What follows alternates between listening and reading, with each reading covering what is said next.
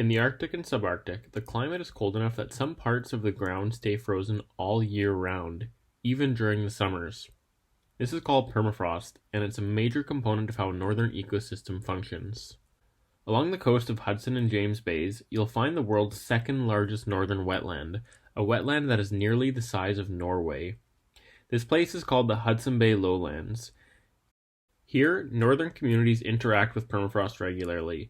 Their infrastructure may be built on it, they're walking and driving across it as they traverse their traditional territories, and it supports local wildlife like polar bears and caribou. However, permafrost in this vast wetland landscape is starting to thaw. This can be seen from aerial photographs taken in the 1950s that are compared to recent satellite imagery.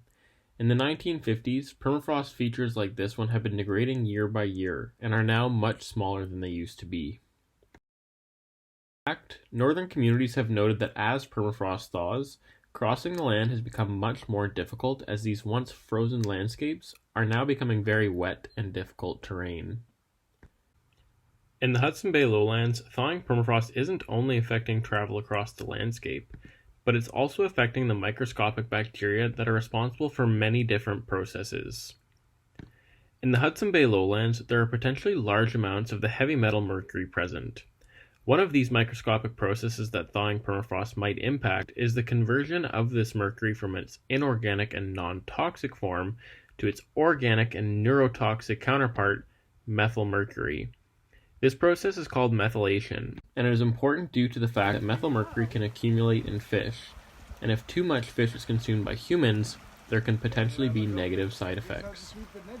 My name is Adam Kirkwood, and I'm a PhD candidate working with Laurentian and Laval universities to understand how permafrost in the Hudson Bay Lowlands is changing, and to quantify the amount of mercury that might be stored in this region. Also, I'm looking at how different environments created by thawing permafrost might be more or less likely to produce this neurotoxic methylmercury.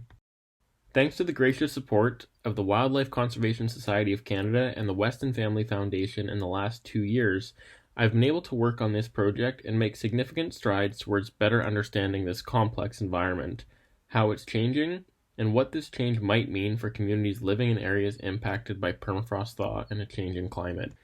So thank you WCS Canada, and thank you to the Weston Family Foundation.